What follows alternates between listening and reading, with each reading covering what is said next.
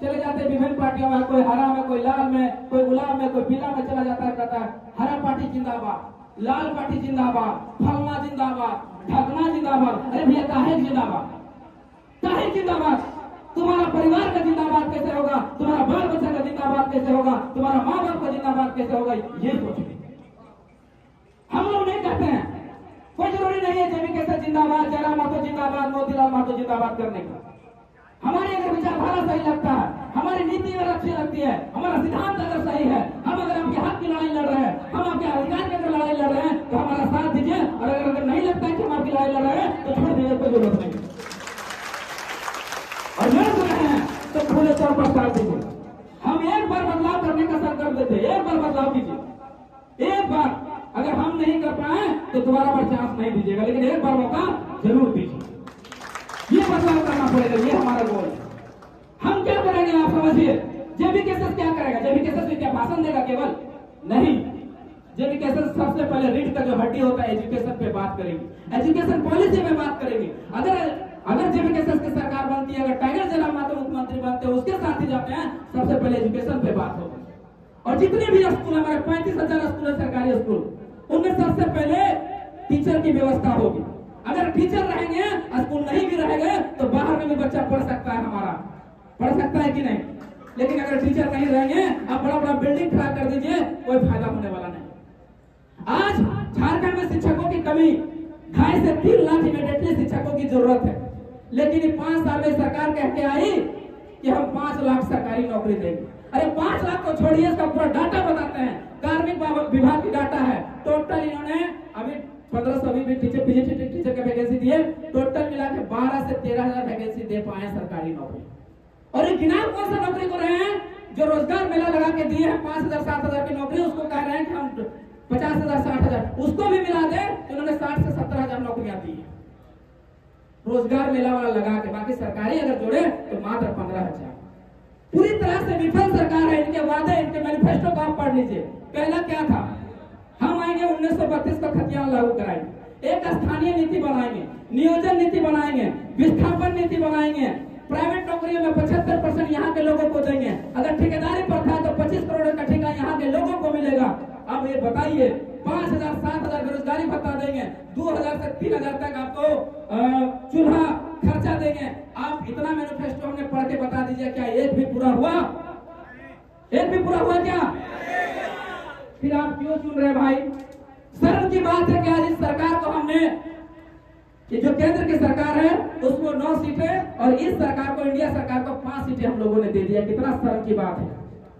इन 5 सालों के कार्यकाल में हम पूछते हैं आप लोग से, 3 सवाल करेंगे आप लोग से कि क्या ये जो सिंदरी एरिया है, इसमें किसी एक बच्चा को लगा सरकारी नौकरी? किसी एक बच्चा डॉक्टर बना? कोई एक बच्चा, चाहे एक आदमी का यहाँ पर डॉक्टर का व्यवस्था हुआ? नहीं हो पाया। क्या प्राइवेट कंपनियों में कम से कम 5 या 10,000 लोगों को लगा या 500 लोगों को नौकरी लगा? फिर क्यों वोट दे रहे भाई? इसीलिए कि हमको एक तरफ राष्ट्रवाद चाहिए, एक तरफ हमको धर्मवाद चाहिए, एक तरफ जातिवाद चाहिए, और बाद में खोजेंगे कि वो रोटी नहीं है, रोजगार नहीं है, ये नहीं मिलने वाला भैया। राष्ट्रवाद, धर्मवाद, जातिवाद, परिवारवाद, पूंजीवाद से ऊपर उठिए और एक सही और निष्पक्ष चुनाव कीजिए, तब बदलाव आके, तब जाके बदलाव हो सकता है। और कहिएगा कि जयराम महतो ही बदले, मोतीलाल महतो ही बदले और उससे ही बदलाव हो, तो ये संभव नहीं है।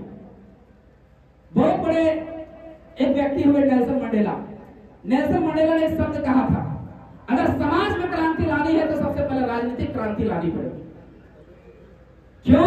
क्योंकि राजनीति ही डिसाइड करता है कि आप क्या खाएंगे, क्या पहनेंगे, कैसे रहेंगे, ये राजनीति डिसाइड करता है।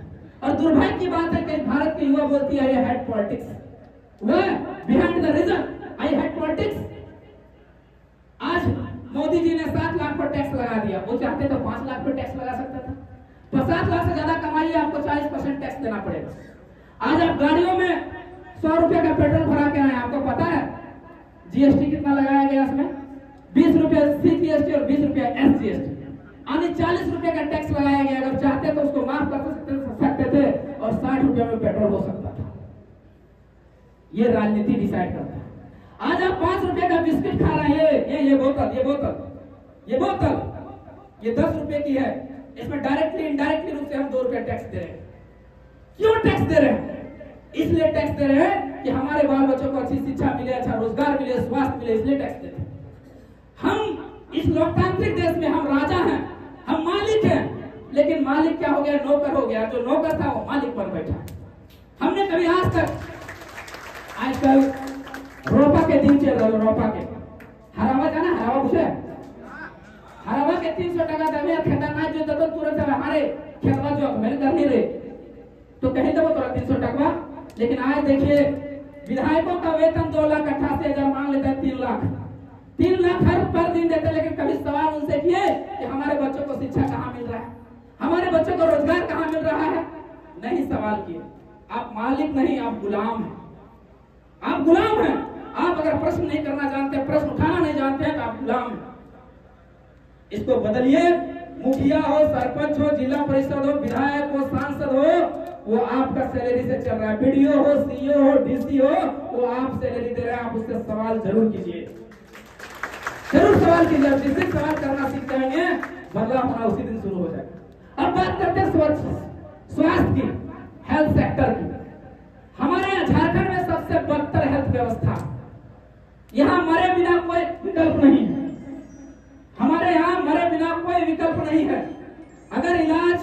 अगर किसी तरह का बीमार पड़ गए तो यहाँ डॉक्टरों की कमी इस तरह है कि 10,000 पर एक डॉक्टर है, 10,000 लोगों पर एक डॉक्टर। जबकि हेल्थ ऑर्गेनाइजेशन WHO वो कहती है कि कम से कम 1,000 पर एक डॉक्टर होना चाहिए। दवा पानी का, नर्स का तो हम बात ही नहीं कर रहे, हम डॉक्टर की बात कर रहे हैं। कितना हुआ, गिरा हुआ स्थिति है।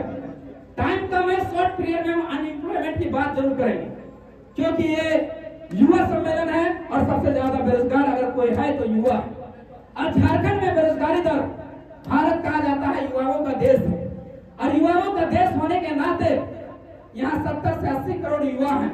और झारखंड में अगर देखा जाए तो 3.5 लाख की आबादी में जहां बेरोजगारी दर 2019 में 12% थी, वो बढ़कर 18% हो गई। आने पूरा झारखंड